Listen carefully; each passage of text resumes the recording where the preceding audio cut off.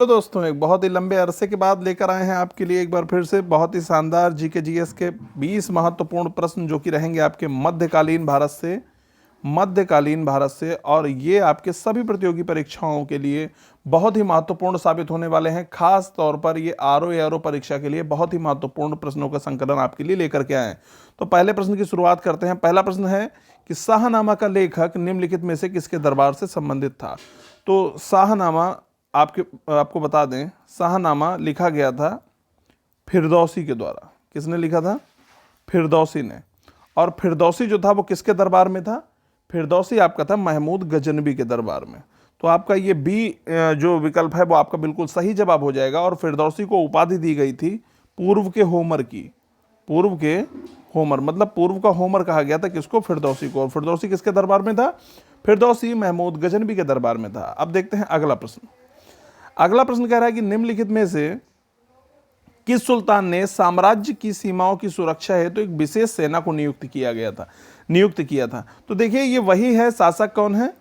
वही शासक है जिसने बाजार नियंत्रण प्रणाली जो है शुरू की थी, बाजार नियंत्रण प्रणाली। और उसके लिए दीवान रियासत की शुरुआत की थी। दीवान रियासत ये बाजार नियंत्रण प्रणाली शुरू की थी किसने? ये शुरू की थी अलाउद्दीन खिलजी ने। तो आपको बता दें कि जो इक्तदार होते थे उनके यहाँ भी सेना जो है तैनात कर दी थी किसने? अलाउद्दीन खिलजी ने। तो किस सुल्तान ने साम्राज्य की सीमाओं की सुरक्षा है तो एक विशेष सेना को नियुक्त किया था? तो अलाउद्दीन खिलजी ने नियुक्त किया था। डी विकल्प बिल्कुल सही जवाब हो जाएगा इस प्रश्न का। अगला प्रश्न देखते हैं। अगला प्रश्न कह रहा है निम्नलिखित में से कौन राजा मोहम्मद गोरी द्वारा चंदावर के युद्ध में पराजित किया गया था। तो देखिए ये बात है 1194 ईस्वी की।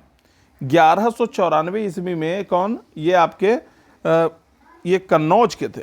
कन्नौज के कौन थे? गहड़वाल शासक थे। कन्नौज के गहड़वाल शासक थे। 1194 में युद्ध हुआ था। मोहम्मद गौरी का किसके साथ हुआ था? तो इसमें आपका बी विकल्प हो जाएगा, जयचंद के साथ हुआ था। तो 1194 में जयचंद का मोहम्मद गौरी के साथ युद्ध हुआ था जिसमें क्या जयचंद पराजित हुआ था और मोहम्मद गौरी विजयी हुआ था। तो इसमें बी विकल्प बिल्कुल सही जवाब हो जाएगा। अगला प्रश्न देखते हैं।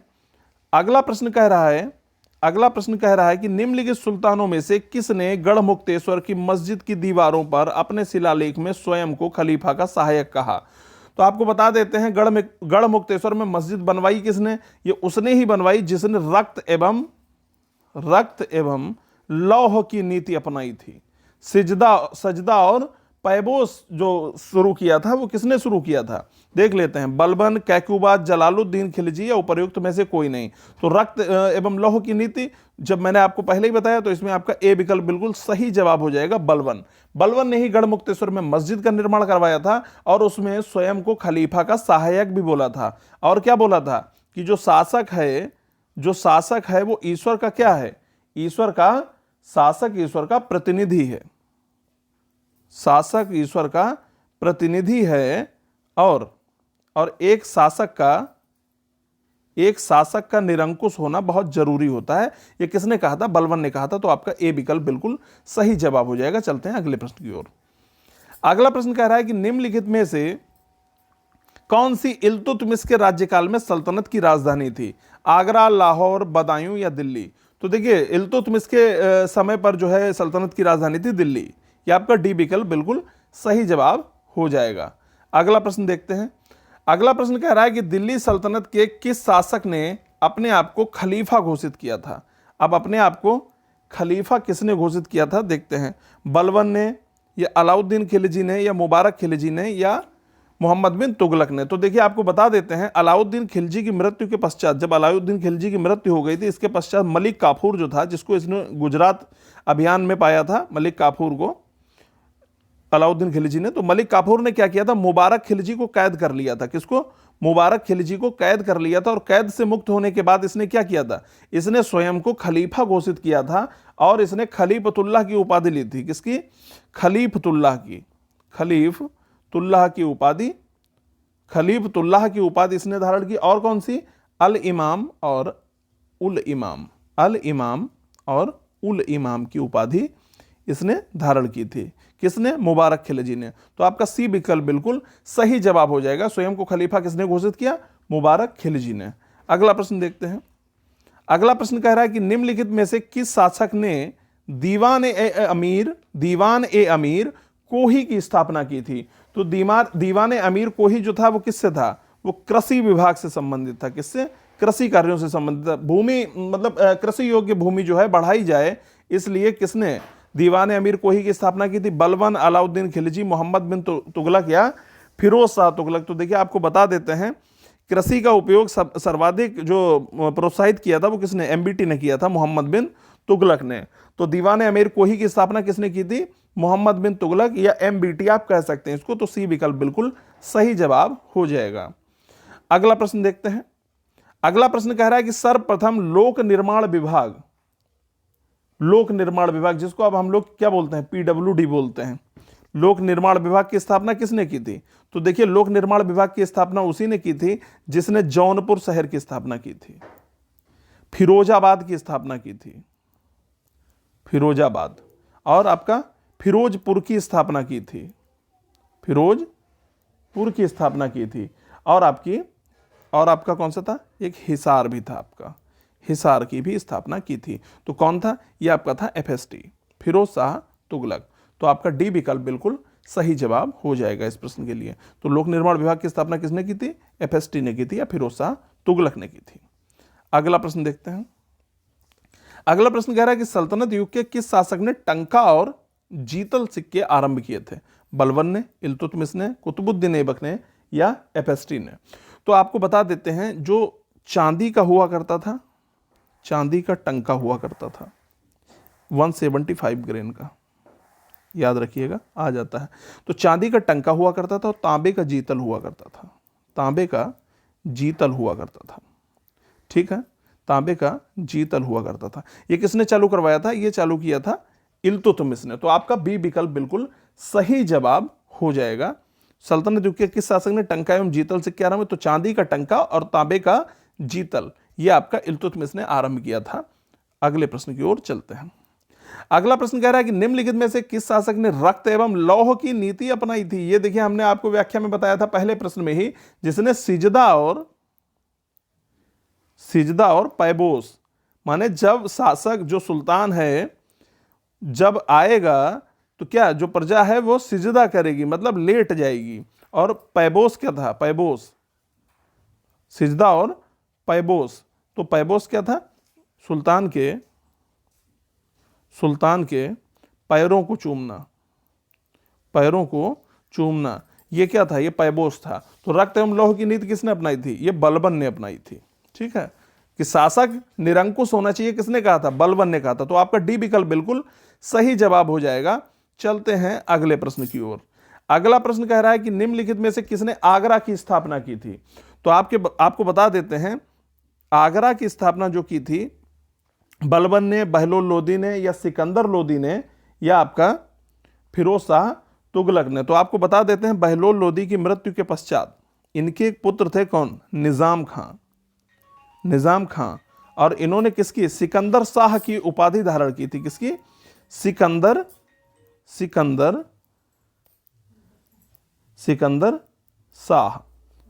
शाह की उपाधि धारण की थी। 1498 में ये गद्दी पर बैठा था।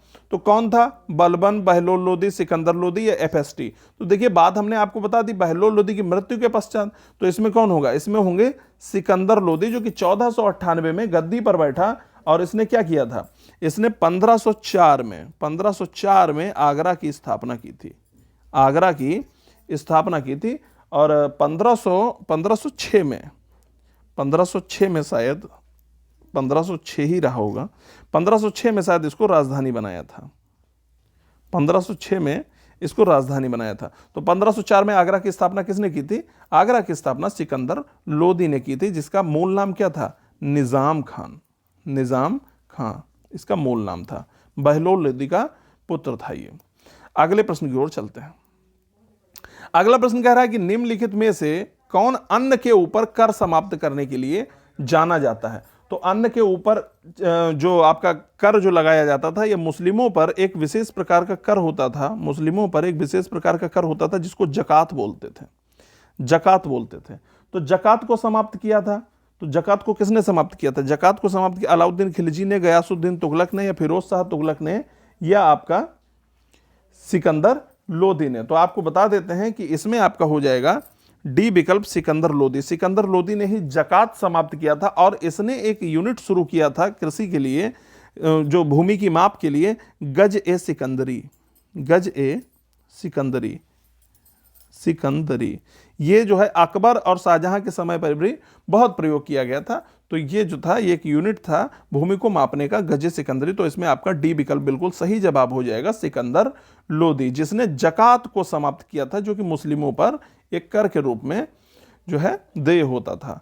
अगला प्रश्न देखते हैं। अगला प्रश्न कह रहा है कि कृष्णदेव राय, कृष्णदेव राय, जो विजयनगर साम्राज्य की बात हम लोग कर रहे हैं, विजयनगर, विजयनगर साम्राज्य।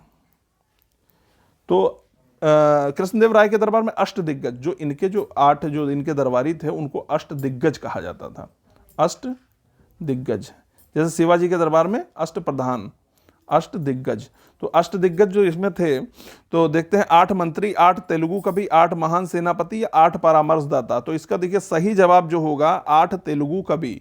ये तेलुगु कवि थे और इसमें आपको बता देते हैं, एक कवि थे आपके पेड्डाना, एक आपके कवि थे पेड्डाना, जिनकी 2 रचनाएं हैं, स्वरोचित संभवम, स्वरोचित, स्वरोचित संभव, और आपका और कौन सा था, मनुचरित, मनुचरित।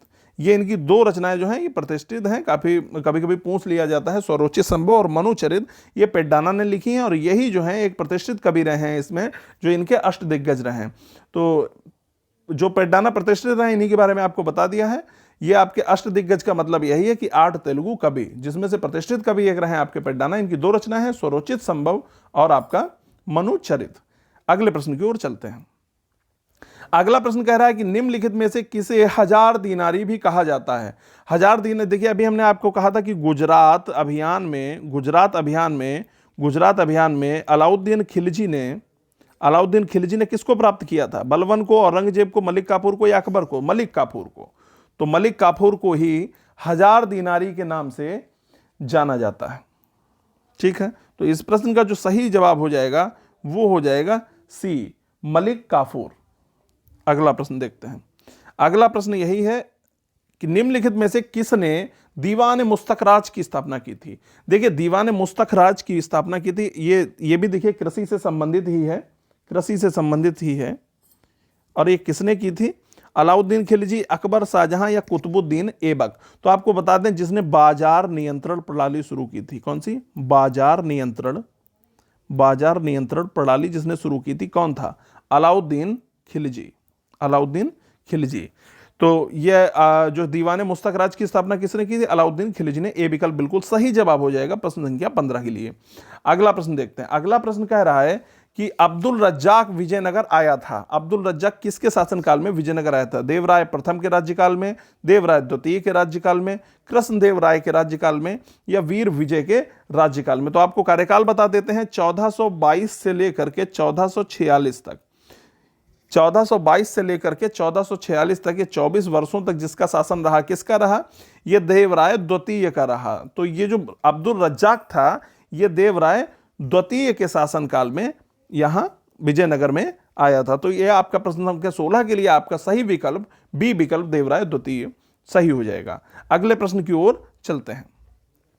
अगला प्रश्न कह रहा है कि निम्नलिखित में से किसने कुतुब मीनार के निर्माण में योगदान नहीं दिया? देखिए कुतुब मीनार जो है वो ख्वाजा बख्तियार काकी की याद में, ख्वाजा बख्तियार काकी की याद में, बख्तियार काकी की याद में किसने? कुतुबुद्दीन ऐबक ने इसका निर्माण शुरू करवाया था और इल्तुतमिश ने इसको पूर्ण करवाया था। लेकिन क्या हुआ कि फिरोज शाह तुगलक के समय पर इसमें क्या हुआ, इसके चौथी मंजिल पर जो है हानि पहुंची थी और चौथी मंजिल की मरम्मत के साथ साथ इसकी पांचवी मंजिल का भी निर्माण किसने करवाया था?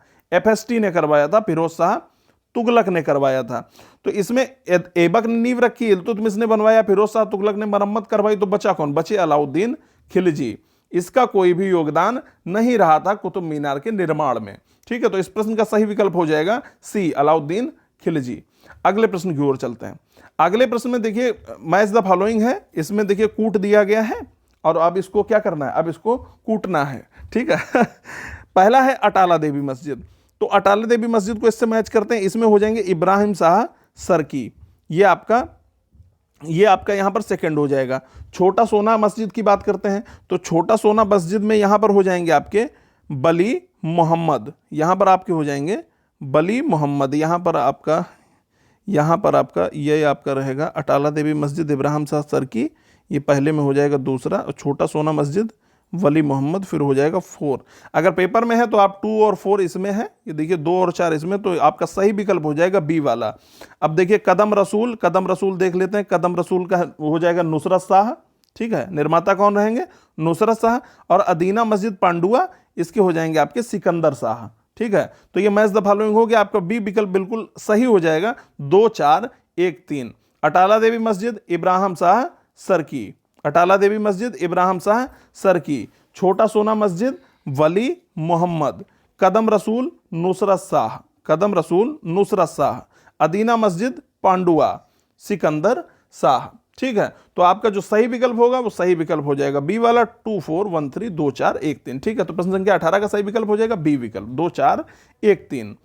चलते हैं अगले प्रश्न की ओर।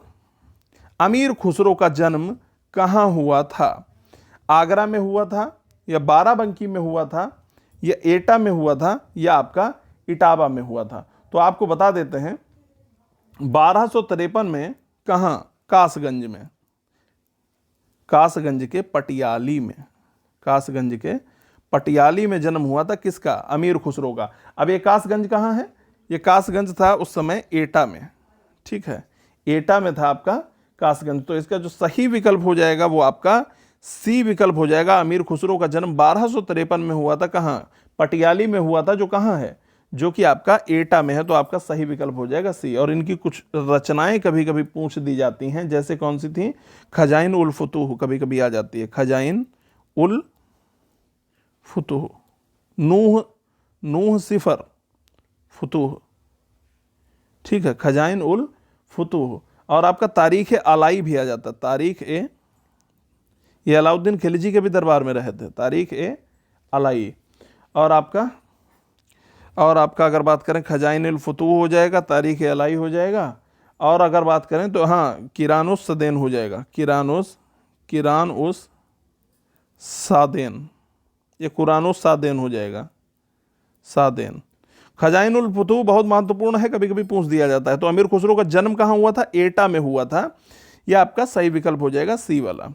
अगले प्रश्न की ओर चलते हैं और ये अंतिम प्रश्न है आज की श्रृंखला का। बहुत दिनों बाद वीडियो अपलोड किया है, तो ये 20 बहुत ही महत्वपूर्ण प्रश्न रहेंगे आपके लिए मध्यकालीन भारत से। इनसे अलग हटके बहुत ही कम ही क्वेश्चन आते हैं, ये बहुत ही महत्वपूर्ण प्रश्न है। और भी प्रश्न कराते रहेंगे मध्यकालीन भारत से, लेकिन ये आपके बहुत ही महत्वपूर्ण प्रश्न है, इनको आप जरूर देखिएगा। और देखते हैं इसमें निम्नलिखित में से किस प्रथा की शुरुआत राजपूतों के समय में हुई थी, सती प्रथा, बाल विवाह, जौहर प्रथा, या इनमें से कोई नहीं। तो देखिए इसमें सती प्रथा और बाल विवाह की घटनाएं जो बढ़ी थी राजपूतों के शासनकाल में बढ़ी थी, ये बात ठीक है, लेकिन शुरुआत जो हुई थी, अब इसमें देखिए होता क्या था कि जब इनके युद्ध होते थे मुस्लिम आक्रांताओं के साथ, जब इनके युद्ध होते थे राजपूतों के, तो इसमें महिलाएं होती थीं वो अपनी इज्जत बचाने के लिए क्या करती थीं, जब युद्ध में इनके पति का देहांत हो जाता था, तब क्या होता था, इसमें ये क्या करते थे, ये चिता के साथ ही खुद को आग के हवाले कर लेती थी सामूहिक रूप से महल के अंदर ही। तो ये जौहर प्रथा थी, इसमें खुद को आग के हवाले कर लेती थी महिलाएं अपनी इज्जत बचाने के लिए।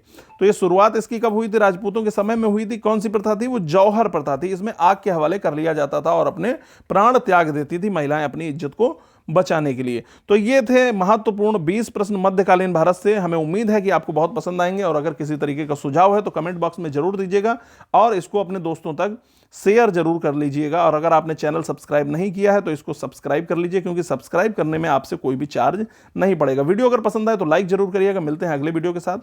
नमस्कार।